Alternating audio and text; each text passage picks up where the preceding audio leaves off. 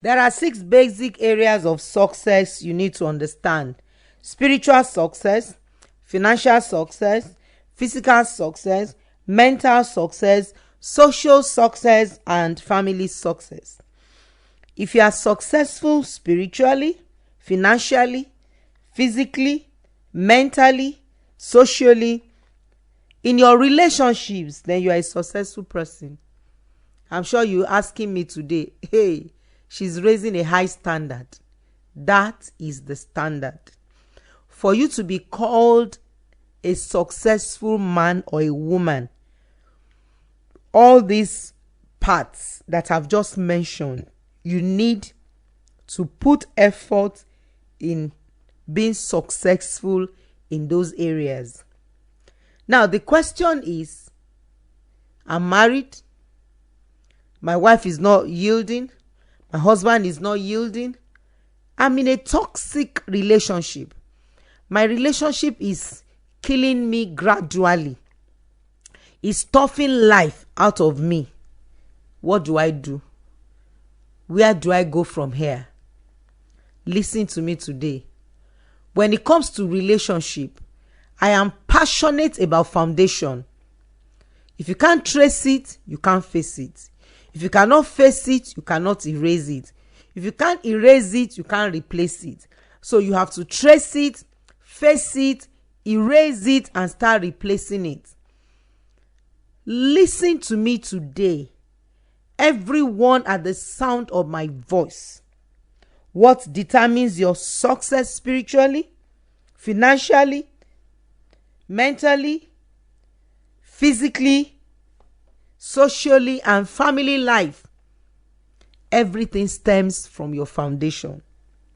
And that's why when I see people that are struggling, thinking, I've put everything, I've made efforts, I've invested, I've tried, I've done everything, what is going on? Foundation. Yorùbá ní amúkun ẹrù ẹwọ, ó ní ẹ má wòkè, ẹ wò foundation. Honestly, as you are listening to me today, check your foundation. Check where you are coming from. Á jẹ́ kó easy fún ẹ láti tètè lu àlùyọ. It will help you to succeed financially, emotionally, psychologically, physically, mentally, socially, even in your family life. How did I got there? What happened? Who messed me up? Who dropped me? Who made me crippled both feet like Mephibosheth? Where is the place where war broke out? What happens to me? When you start asking those questions, number one, you'll be successful in your thoughts. You'll be successful in the way you start rationalizing, analyzing, and getting solution. For Shematters today, it is solution and bringing to your mental, emotional, spiritual, psychological, social, family life. And the best way to tackle this is to start looking at the foundation. If I'm building a skyscraper, I've said it before and I'm saying it again. Maybe I want to build a 25-story building. And the builder says, Madam, this 13th-story building that we have built already, 13th floor, pardon me. I notice a crack. Something is wrong. Ma, should we patch it? Should we just make it look good like that? I will say no. Destroy everything and let's rebuild. It is painful to destroy everything and rebuild. It is painful to lose so much money. But it is more painful when lives will be lost. Recently, I think it's 22-story building that crashed, killed the owner, killed innocent lives, destroyed lives, loss on the two sides. both the loss of lives and the loss of property and wealth. I wish the property alone was destroyed that time and the lives of the owner is still spared. If there is life, there is hope. My name is Olufunke Adetuberu. This is Shematters on Fresh FM. On behalf of a leader, is Dr. Ifele, a man that has made up his mind to be a blessing to his generation. Recently, I was telling him, I said, do you know that the vision of Fresh FM is a generational vision? He said, if not for the fact that it's a vision, I would have used my money to buy houses all over the world. And honestly could have done that. But vision keeps people alive. Vision is keeping him alive. Thank you for being a visionary leader. I celebrate you. My name is Olufunke Adetuberu. Please don't listen to Shematters alone today. Listen with your friends. Please forward this to people. Tell them to listen to Shematters. What I'm doing, like I said, is a vision. And I'm passionate about my vision because I know that one truth has the capacity to set free. You shall know the truth. The truth will set you free. Mama mi ló máa ń sọ pé béèyàn bá ṣe gbọ́mọ bẹ́ẹ̀ ló ṣe ń hùwà. Ẹ lóyìnbó mi pọ̀ léni ẹ ó máa ń já sí bẹ́ẹ̀ ẹ bá mi fomi lò. Truth is so important and so powerful. Irọ́ lè lọ lógún ọdún. Òtítọ́ á bá ní ọjọ́ kan. Life is so precious to start building your future on lies. Lies is a destroyer of good relationship, good life, successful living.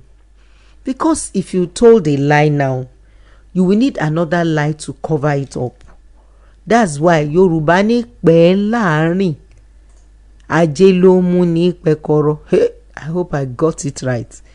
Tí mi bá get it right, ẹ má ṣòpò text mi láti correct mi. Ẹ bá ń fomi lò bẹ́ẹ̀ láìdíà. Mo fẹ́ sọ nǹkan kan o. Ṣé gbogbo ẹ̀yin tẹ́ pè mí tẹ́ text mi last week mi ti dá yín lóhùn. I was a little bit under the weather, but I'm fine. Listen to me very carefully. If you are not careful, you will make decisions in haste. Yorùbá ní téèyàn bá kánjú lá ọbẹ̀ gbígbóná ó máa jó lọ́wọ́ ni. Ṣẹ́rí mo ní àwọn kan tí mo fẹ́ bá sọ̀rọ̀ lénìí. Honestly, I see you as special people. If you are listening to me, please, like I said, don't listen alone. Listen with your heart, with your spirit, with your soul and your body, and forward this information to someone. Because this episode is going to give you light and shine light into your darkness. Ṣẹ́rí òkùnkùn. Inú ẹ̀ máa ń dùn tí ò bá sí ìmọ́lẹ̀ ni. Tí òkùnkùn bá wà níbì kan, kò ní fẹ́ káṣírí ń tú.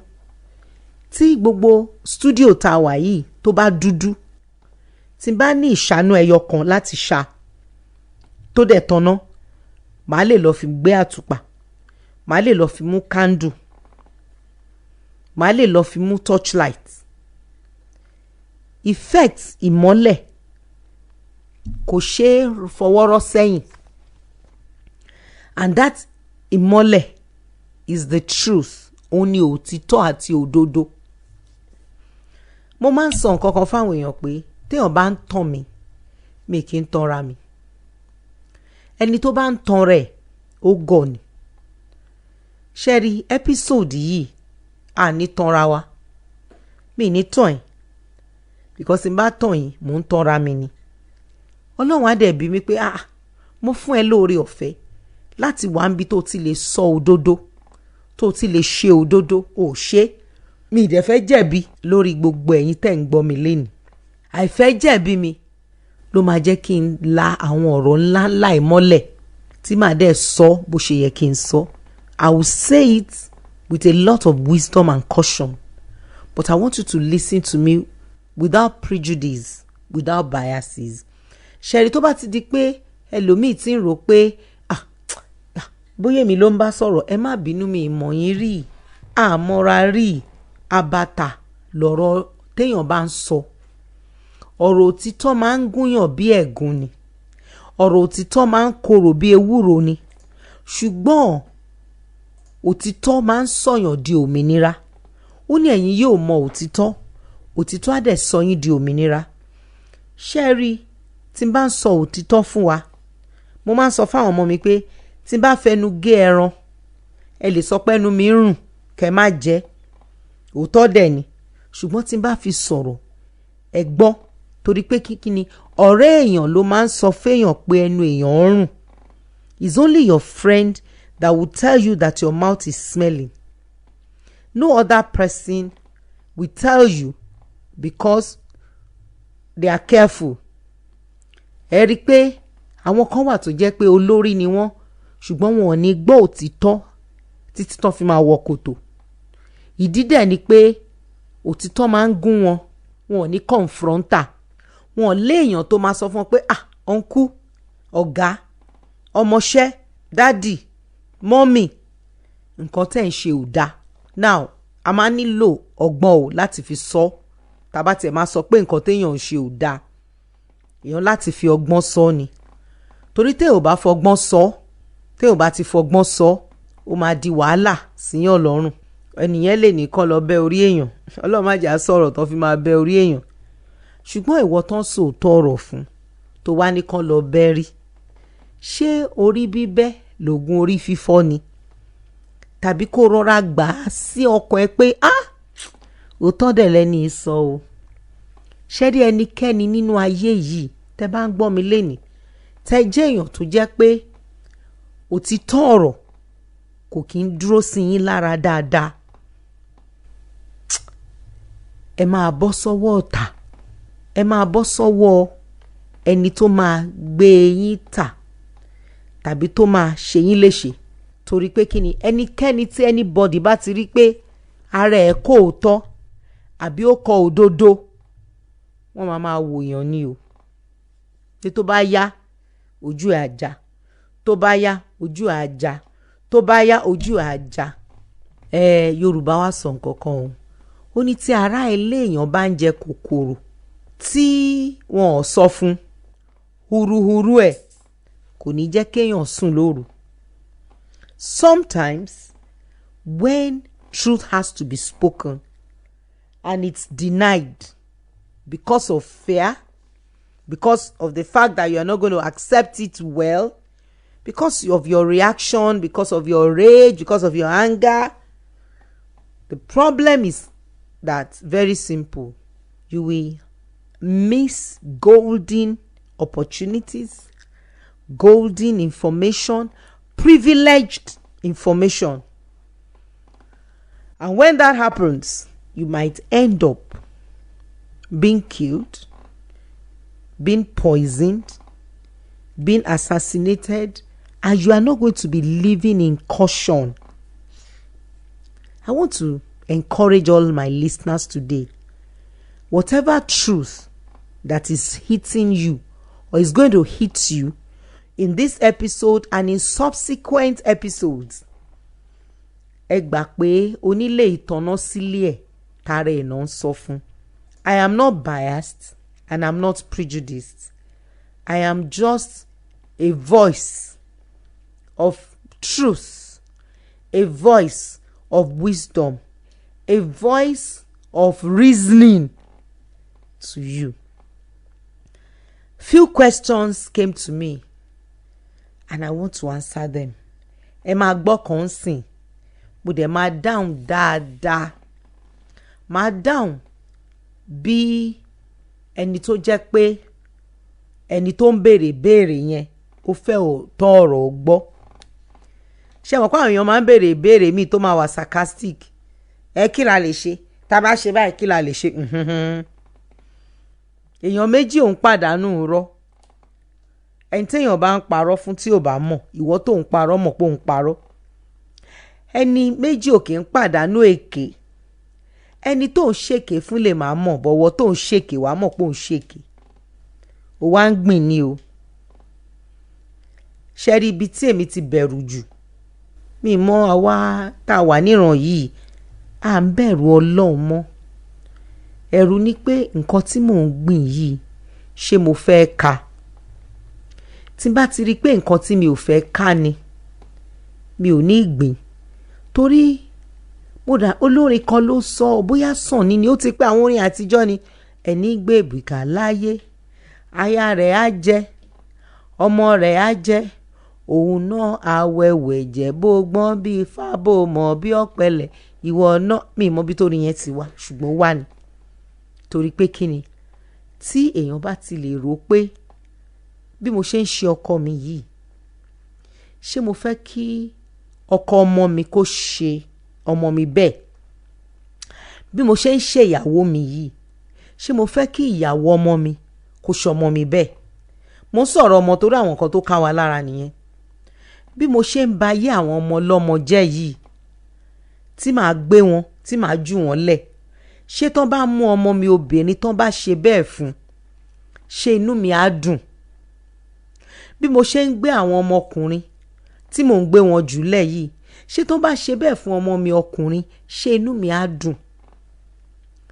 tí wọ́n bá ti ṣe bẹ́ẹ̀, tínú ẹ̀ bá ti máa dùn, màmá mi máa ń sọ nǹkan kan pé gẹ́gẹ́ bí tinú àwọn ní k'Ọlọ́run ṣe dá wọn lẹ́jọ́. mi ò tí ì mọ ẹni tó lè sọ bẹ́ẹ̀ níran ìmọ̀ o. mi ò rò bó wà, tó bá wà kò pọ̀, pé gbogbo nǹkan tẹ́ ẹ ti ṣe pátápátá bẹ́ẹ̀ ní k'Ọlọ́run ṣe dá yín lẹ́jọ́. tẹ́ bá ti rí pé ẹ lè gbàdúrà yẹn, ẹ bẹ̀ Ọlọ́run lénìí tá a ṣe ń sọ̀rọ̀, ọjọ́ ìsinmi ni, ẹni k'Ọlọ́run dáríjì gbogbo ẹ̀ṣẹ̀ tẹ́ ti ṣe, gbogbo àwọn èso tẹ́ ti gbìn, ọmọ yín máa ká, ọmọ ọmọ yín máa ká. ṣé o pé mo ti bẹ̀rẹ̀ pẹ̀lú òtítọ́ ọ̀rọ̀ lénìí? ẹ rí i pé mi pariwo sọ̀rọ̀ torí pé kí ni, solemn moment ni. mo fẹ́ bá àwọn èèyàn ọ̀tọ̀ kan sọ̀rọ̀ lénìí, àwọn tó jẹ́ pé wọ́n jẹ́ èèyàn ọ̀tọ̀ ní àwùjọ. ẹni yẹn ló béèrè ìbéèrè yẹn o, ẹ̀yin náà máa gbọ́ ìbéèrè yẹn. tẹ́ bá wá gbọ́ ìbéèrè yẹn, máa wá fọ wẹ́lẹ́wẹ́lẹ́, torí pé kí ni, mo mọ̀ pé àwọn àkàndá èèyàn yìí wọ́n fẹ́ gbọ́ òótọ́ ọ̀rọ̀ ni. tí ẹni yìí bó ṣe sọ̀rọ̀, mo rí pé ó fẹ́ gbọ́ òótọ́ ni. ká ní bó ṣe sọ̀rọ̀ yẹn kò fẹ́ gbọ́ òótọ́, mi ní sọ, màá kàn dákẹ́, mi ní play ẹ̀.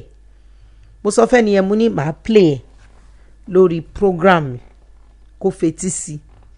so gbogbo ẹ̀yin tẹ́ ń gbọ́ mi lénìí, tẹ́ jẹ́ single parent, lọ́kùnrin lóbìnrin, ẹ̀yin ni mo fẹ́ bá sọ òtítọ́ ọ̀rọ̀ lénìí. ẹ̀yin ni mo fẹ́ advice, because tí mi bá advice yín, a máa bàjẹ́ sí ni. a wá di pé ìgbà tó lúwẹ̀ẹ́ single parent, ọmọ olúwẹ̀ẹ́ náà single parent, ọmọ olúwẹ̀ẹ́ náà single parent, táwa ló máa fòpin sí. ẹnìkan gbọ́dọ̀ sọ pé ó tó gẹ́. The reason why I'm bringing this truth to us today is for somebody to say that is hearing me, enough. I am not going to continue. My mother, single mother. My father, single father. My siblings, single. I have children now. They are all dropping their spouses. Now, my children's children now are dropping their spouses. Kí ló ń ṣẹlẹ̀? Àwọn kan tó ń gbọ́ mi lénìí, they are the ones I will call, they want to stop a curse. They want to stop a pattern. They want to stop perpetuating any pattern that is distressful to them. Because listen to me, marriage separation, either by death, because you can be a single parent by death of a spouse, or by separation, or by having a child outside wedlock. The father is not even in the picture at all. You know, I'm bothered about this. That's why I'm saying this today. Do you know, in this week alone, I've listened to over 200 youths that are pregnant now and the boy is not showing up. ẹ̀yin náà ti ẹ̀ bá mi rò ná pé bí mo ṣe ń sọ̀rọ̀ yìí ṣe ti ro 10 years to this time àgàgà ẹ̀yin àgbàlagbà tẹ́ ń gbọ́ mi àtẹ̀yin ọmọdé tẹ́ ń gbọ́ mi. Have you thought of 10 years from now ibi tí ìran yín máa dé tó ẹ máa wà? I was with Dr. Yinka Joel Ayefele and he asked me a question. He said, sister mi, báwo la ṣe fẹ́ ṣe ìran yìí pé gbogbo ẹ ti bàjẹ́ tán pátápátá? And I told him, I said, kò sí nǹkan kan tó máa ṣẹlẹ̀ mọ́, òpin ayé la wà yìí, kò tún sí nǹkan tí ò tí ì ṣẹlẹ̀ tó ti ṣẹlẹ̀ báyìí. We are at the end and the end of the end of ages. Closure big time. Because ẹ̀yin náà ẹ wò ìjọ wo lẹ rí tí ọmọ 13 18 tó lóun fẹ́ fẹ́yàn ṣòwò orí ń bolẹ̀ ti rí tẹ́lẹ̀? Ẹ wá gbà mí. Ibo lẹ ti rí tí pásítọ̀ àti ọmọ ẹ̀ ọkùnrin pa ìyàwó? Ó wà lórí social media. Àwọn nǹkan tá à ń sọ káàkiri yìí ó ní mò ń kà fún yín yìí o. Tá à ń kà kì í ṣe pé àhesọkọ́. Tó bá ti ṣí fóònù ẹ tó lọ sórí social media wàá róríṣiríṣi ń bẹ tó ń ṣẹlẹ̀. Ó dẹ̀ géyàwó wẹ́lẹ́wẹ́lẹ́, ó dà sí àpò òkólẹ̀, ó pe kẹ̀kẹ́ márúwá ó fẹ́ lọ dànù sórí àkìtàn. Wọ́n rò pọ́n jù sínú odò ni wọ́n mọ̀ pé gbé odò ló já sí. Àwọn tó máa ń ṣalẹ̀ náà rí apá ọrùn ẹsẹ̀ nínú mọ́tò. Bó lẹ ti rí? Ó fi ìránṣẹ́ Ọlọ́run bójú. Bó lẹ ti rí kí a máa jó ká máa yọ̀ láàrin ọmọ tó jẹ́ pé ẹ máa wò pé ṣé ìyá ẹni yìí ṣé ó sàn kó bí ṣá? Mi ì dárúkọ èèyàn kankan, but listen to me carefully. Ilé la ti ń kẹ́ṣọ̀ọ́ ròde. Ẹ gbọ́ mi tọkàntọkàn lénìí ni kì í ṣọ̀rọ̀ ariwo, ìjìnlẹ̀ ìrònú jìnlẹ̀ ni. Àwọn nǹkan tí mò ń sọ yìí ẹ tún rò kẹ́ tún gbọ́ nǹkan tí mò ń sọ àti nǹkan tí mi ò sọ. Cause àwọn nǹkan kan wà tí mi ò sọ. Àwọn ọ̀rọ̀ kan wà tó yẹ pé ẹ̀mí mi ló ń sọ jáde, ẹ̀yin náà dẹ̀ ń gbọ́. Ìdí dẹ̀ ni pé tá bá wò lọ wò bọ̀ ẹ ti rí pé ayé ti dorí kodò. Ayé ti dorí kodò. Tẹ́ bá ti rẹ́ni tó ń ṣe pálapàla rádaràda lórí social media, èyí aṣọ ó lè má wọṣọ gan, ó lè wọ̀ dájẹ́ aṣọ. Ó ní gbogbo ayé hey ha yí yá yóò yá yá. Ó láyé ló ń dùn mọ́ ayé nínú. Ó làwọn ọmọ wa ń wò. Have you ever sat down to ask a question? These children that we see, the one that wanted to kidnap, the one that tried to murder, ask them, where are their parents? All of them, take it to the bank. They came from a dysfunctional home, whether polygamy or monogamy. Dysfunctional home. And that is where I get worried about the topic of today. This woman asked a sincere question, and I know genuinely some men too are asking a similar question. And the question is, can you play it so that we can listen? Good evening, ma'am. Please, ma, as a single mother, what are the good things, the done and don'ts to do in the presence of your kids, or that your kids are supposed to be aware of as a single mother? The first question is, what are the don'ts and the do's?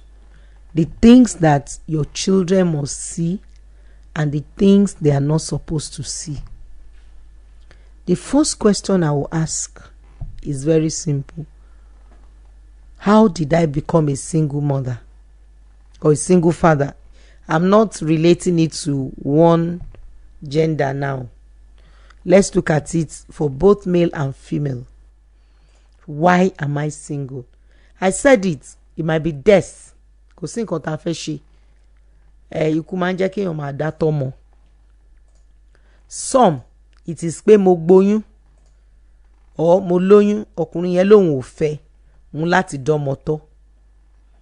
Ìkẹta ni ìkọ̀sílẹ̀ torí oríṣiríṣi àwọn nǹkan tá a fi lè kọra wa sílẹ̀ bóyá ó ń lu ẹ ó ń lù mí àbí kò ṣolóòótọ́ sí mi tàbí ó ń gbé obìnrin àbò ń gbọ́kùnrin àbí mo ka mọ́dì ọkùnrin àbí mo ka mọ́dì obìnrin. Oríṣiríṣi nǹkan ló máa ń ṣẹlẹ̀ tí a fi máa ń kọra wa sílẹ̀. Ọ̀ bóyá ọkùnrin yẹn ti lọ pẹ́pẹ́pẹ́pẹ́ kò padà ó ṣáájú ẹ lẹ̀ ó ń bọ̀ ọdún kìíní ọdún kejì ọdún kẹwàá ó ń bọ̀ kò dẹ̀ ń dánmọ tọ́ àti bẹ́ẹ̀ bẹ́ẹ̀ lọ.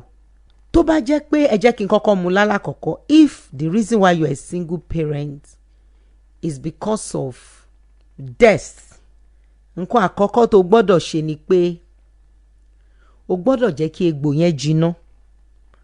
We are living in a world tí mi bá parí ẹ̀ lọ́sẹ̀ máa continue lọ́sẹ̀ tó ń bọ̀ because this topic is very comprehensive. If you have been wounded in any way emotionally, if it's a loss of the husband or the wife, heal from the wound of your marriage first, of the demise, the death of your spouse. Heal from the wound. If you don't heal and the wound is still there, egbò tí ò bá jiná ó máa ń ṣọyún ni. If your wound is not healed, it will be bringing out pus, and that pus can be offensive. The odor can be crazy. Will be crazy, not can be crazy. Will be crazy. So get a professional help.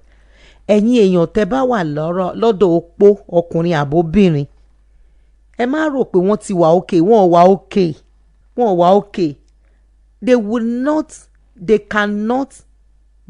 not be good parents after the death of their husbands because they are wounded, they are hurting, they can't recover without any support system. Nobody recovers in isolation. Please get that straight. The problem of people is they don't want to pay for therapy, they don't want to pay for counseling. It's a profession, it's a work, it's a job. The reason why I'm shouting like this is I've seen people that they've lost their husband for 5 years, 10 years, lost their wife 5 years, 10 years, and yet they are still there. Nothing has happened. They know that they are living in pain. Now, how can you give somebody what you don't have? Shebi, we are asking about single parenting. What would you do? You can't give what you don't have. Yorùbá ní tó bá máa fún yàn láṣọ tara ẹ̀ lèèyàn máa ń wò. I've changed my slogan. I will check your wardrobe if you did not borrow that clothes to party. People borrow clothes to party. You cannot give what you don't have. The best gift you can give to yourself after the loss of your wife or your husband is to quickly get to do therapy. And you can't do it for free. It's a lot of work. Get a professional help. Get someone that will help you to deal with the root of that pain. Listen to me. When you have a natural wound and the wound has been caked, otike, when the doctor or the nurses preferably, basically, when they are cleaning the wound, you'll be in pain. Tó bá dé kó oyún yẹn jáde egbò yẹn ò lè jiná. Never. Ẹ wá imagine. Ikú ni mo ṣì ń sọ yìí o. Ẹlòmíì ìyàwó ẹ̀ kú tí wọ́n ń jà rẹpẹtẹ. Ìyá yẹn tiẹ̀ lọ sinmi pẹ̀lú ikú ni. Ó máa ń ṣẹlẹ̀ sọ́kùnrin náà. Bàbá yẹn lọ sinmi pé ó ṣàjẹ́ ń kú kí n máa lọ. Ó wà bẹ́ẹ̀. Mo ti gbọ́ oríṣiríṣi, mo ti rí oríṣiríṣi. Àwọn míì ìfẹ́ yẹn jinlẹ̀ débi pé oh my God, ayé wọn ti pín sí kélekèle by the reason of the demise or the death of their spouses. They can't pull themselves together because of the depth of love, genuineness, oneness, synergy symphony, unity that is between them. I'm choosing my words. But hey, láyé kò sí mo ṣe fẹ́ ṣe mi lè wọṣọ tán kí n wà kísà kò sẹ́ni tí mo lè fẹ́ láyé mi tó máa dàbí ọkọ mi àbí ìyàwó mi. Those are cases of death making you to become a single parent. Either ways, the first thing to do is to seek professional help. Get intervention. Let somebody help you to deal with the pain, to process the pain, to address the issues that involves the death of your spouse, whether love or hate or fight. Eleja tefiku kò le kò sí nǹkan tí ò ń ṣẹlẹ̀ ayé báyé ṣe rí nìyẹn. But if you don't seek help, you will destroy your children. Àkọ́kọ́, wàá kanra. Èkejì, wàá lọ fẹ́ ẹlòmíì láti dí ọgbẹ́ yẹn, and it does not work that way. Ẹlòmíì á fẹ́ ọkọ, á fẹ́ ìyàwó torí pé ó ń wá ẹni tó máa bá ń gbé bùkátà ẹ̀, kò lè work bẹ́yẹn. So making a decision to marry another man, another woman without therapy, counselling by a professional, not just anybody. And let me quickly say this to pastors, please. It's not all pastors that is a counselor. Counseling is a profession on its own. Therapy is a profession on its own. Counseling is not every pastor that is a counselor. Can we respect professionals here and stop bringing out diagnosis that is unprofessional to people's life in the name of my religion? I'm a pastor. I'm an elder. We are elders. We have experience. Excuse me, that is not it. Because the only person you can be open to and be honest with is a professional. And in professionalism, we have an oath of confidentiality, an oath of secrecy. It's only people like that you can be vulnerable with or to. If you know that you cannot genuinely open, transparently vulnerable to someone, no matter who that person is. Now, let me say this.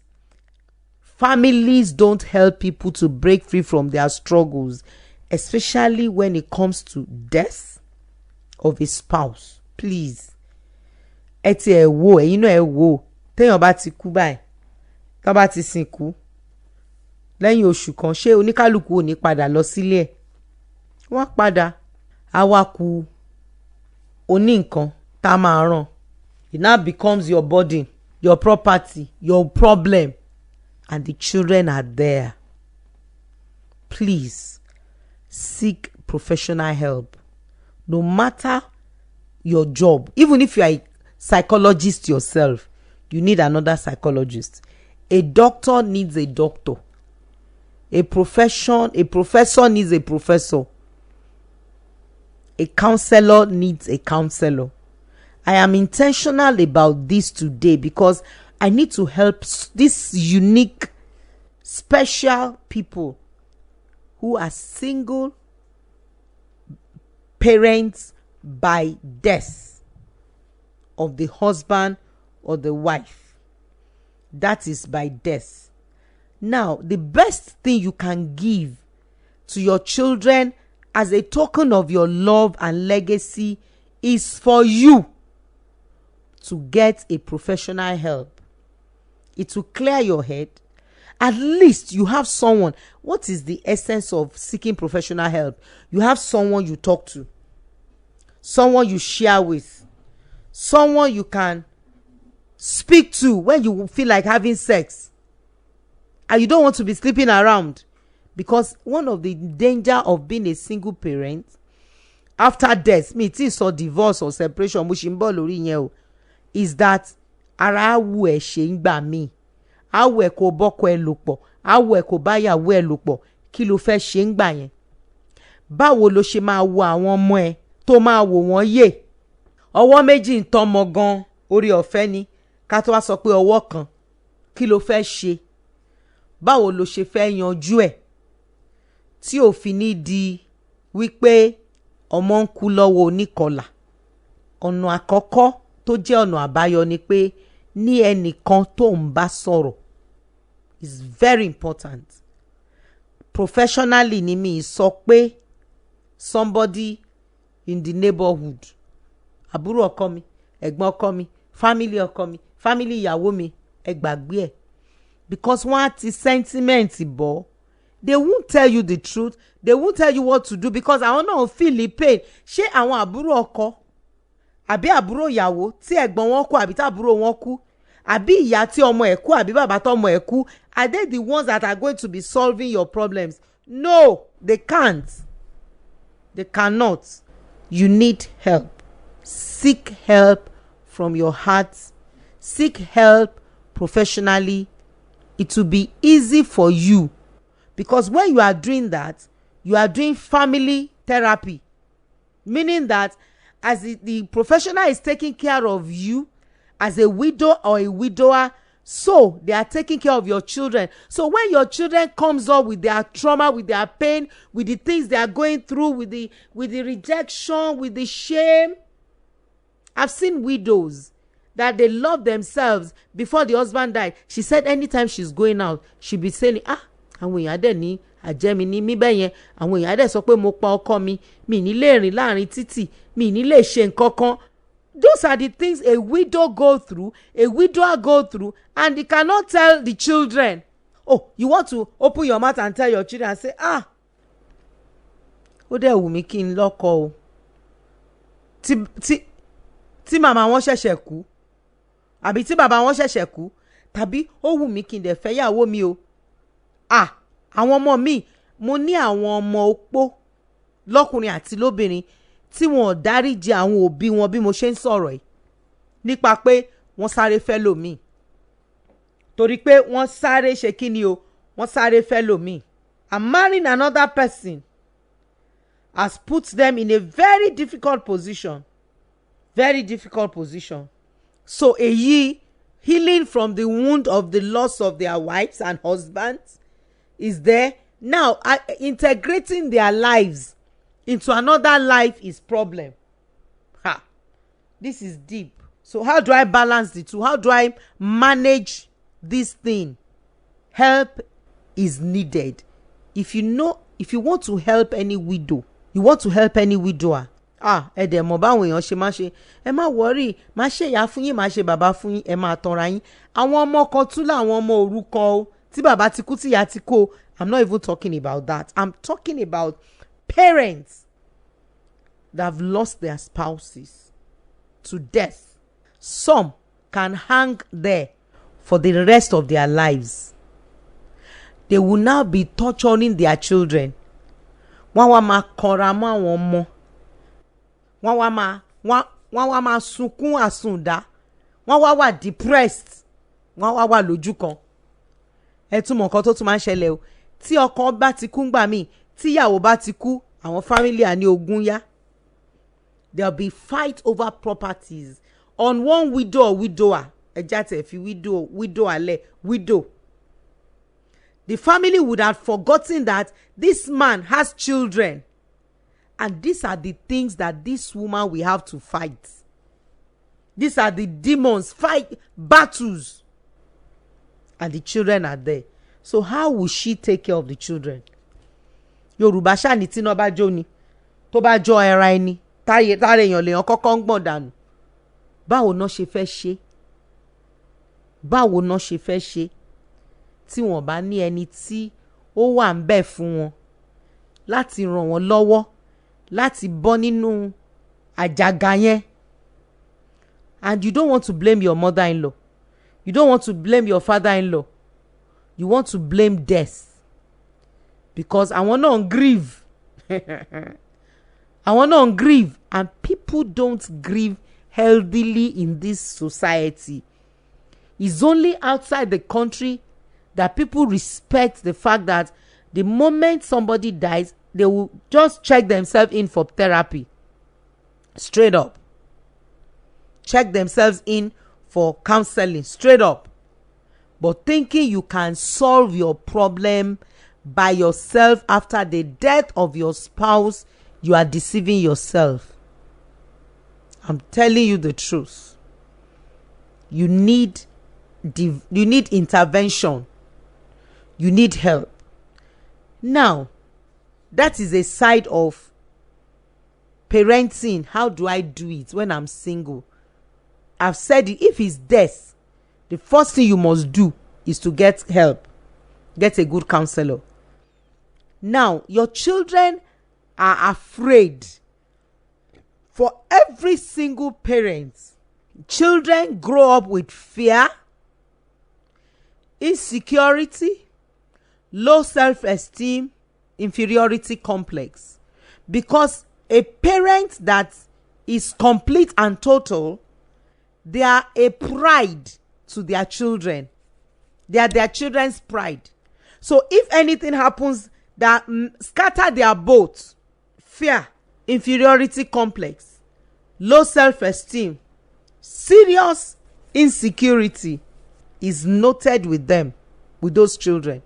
So even if you have a standard, you have set a standard, you have decided that laye, I want to raise a standard, the children are damaged because of the death of the spouse. Mo ń sọ tó jẹ́ pé ikú ló sọyàn di single parent tí mo ti ń sọ látàárọ̀. I appreciate you for listening to me. Do everything to follow me on Instagram. I will appreciate it. My handle is funkeadetuberu. My YouTube channel, please subscribe and like my YouTube channel. You are having any burden, maybe you want counseling or therapy, please don't call that number. I apologize, I've not answered some of the questions that came up last week. Like I said, I apologize. The number to text, to WhatsApp, to send a voice note is 080-232-42389. Please don't call that number. Send a text, a voice note, and WhatsApp. Ask people that send me text messages. I reply them. There was one voice note I listened to. I did not reply, and I cannot remember. I didn't know. I had to scroll it over. I wanted to reply, but a call came in or something that I had to scroll over. Please don't be offended. Offend will take you off your end. Resend the text message. At least I am serving you, and I'm a chief servant. Don't be angry with me. If you still need that counseling, or you need me to still attend to your case, please resend that voice note and I will listen. That number is 080-232-42389. And of course, be patient with me. I will definitely get back to you. The reason why I have not replied is just that I don't want to start, taking people's burden and needs for granted. I have to think before I answer. I want to give you a good advice, and please do me a favor. Don't let your words be too long. Ẹlòmíì àwa ṣe bí 1 hour. Dẹ̀ ṣàánú mi. Ó ti yé mi. Tẹ́ bá ti sọ summary back to back, ó yé mi. Ṣé mọ̀ pé nǹkan tí mo ti ṣe for 40 years ni. So kò lè kì í ṣe nípa ọ̀rọ̀ sísọ jù ni màá fi ní nǹkan tẹ́ fi sọ máa fi yé mi. Tẹ́ bá ti sọ ìbẹ̀rẹ̀, tẹ́ sọ àárín, tẹ́ sọ òpin, ó ti yé mi. Torí experience náà ṣáà tún wà ń bẹ̀. Àgbà náà dẹ̀ tún wà ń bẹ̀. So ẹ má jẹ́ kí agara dá mi tí n bá ń dáhùn àwọn ìbéèrè yín tàbí tẹ́ bá ń send voice note sí mi. But mo ṣì máa kà náà torí pé kí ni ẹni téèyàn bá ní lèèyàn máa ń jarun pálù. Ẹni téèyàn bá dẹ̀ ní lọ́kàn náà lèèyàn máa ń pọ̀ gbogbo ọkàn ẹ̀ sí. So mo appreciate yín, and I'm not taking you for granted. Mo ń sọ̀rọ̀ nípa single parenting. Èèyàn kan ló béèrè ìbéèrè o. Mo dẹ̀ láti fọ́ sí wẹ́lẹ́wẹ́lẹ́ kélekèle. Ìdí ni wípé tí mi bá fọ bẹ́ẹ̀ yẹn á dàbí pé mò ń mú nǹkan lórí òrùfé. Mo ní trace it, face it, erase it and start replacing it.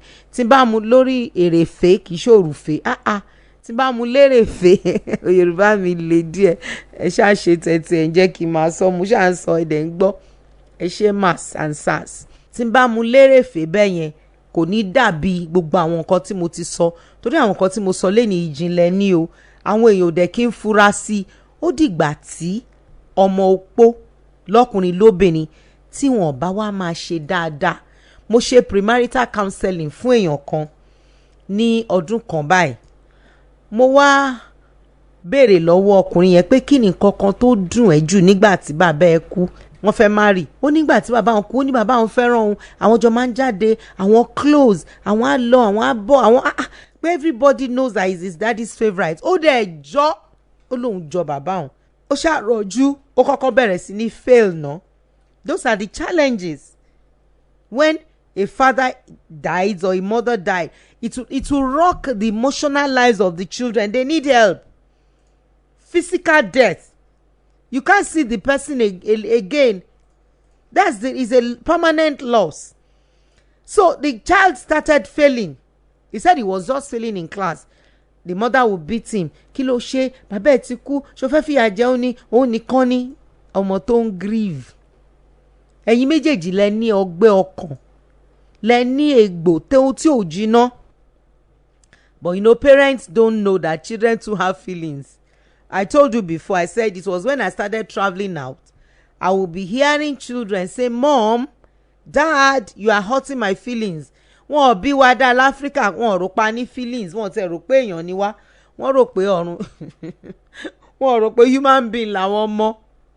So they don't ẹ wò máa sọ̀rọ̀ sí ọ̀rọ̀ tí arábìnrin ìbéèrè máa sọ̀rọ̀ jìnlẹ̀jìnlẹ̀ lórí ẹ̀ ní next week lè parí ẹ̀ lọ́sẹ̀ yìí èmi náà ti mọ̀ pé it's a very comprehensive topic and it's very wide. It's wide because people don't know the effect. ṣé àwọn pé single parent tó béèrè ìbéèrè yẹn sìn ó ń béèrè because kò fẹ́ ṣe ọmọ ẹ̀ tọ́ kò fẹ́ ṣe ọmọ ẹ̀ darí. mi ò dẹ̀ mọ̀ bóyá ti ètí mo kọ́kọ́ sọ ti ikú ni ó fa single parent ni ṣé àwọn pé ìpele mẹ́ta mo sọ torí gbogbo ẹ̀ ní máa fọ́ wẹ́lẹ́wẹ́lẹ́ o.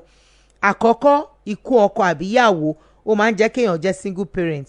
ìkejì ìkọ̀sílẹ̀ separation or divorce. ìkẹta kò tiẹ̀ sáde orí rárá kò sọ́kọ ó kàn gbóyún pé èmi ò gbàgbọ́ nù ṣẹ́yún o mi ò lè ṣẹ́yún o màá dọ́mọ mi tọ́.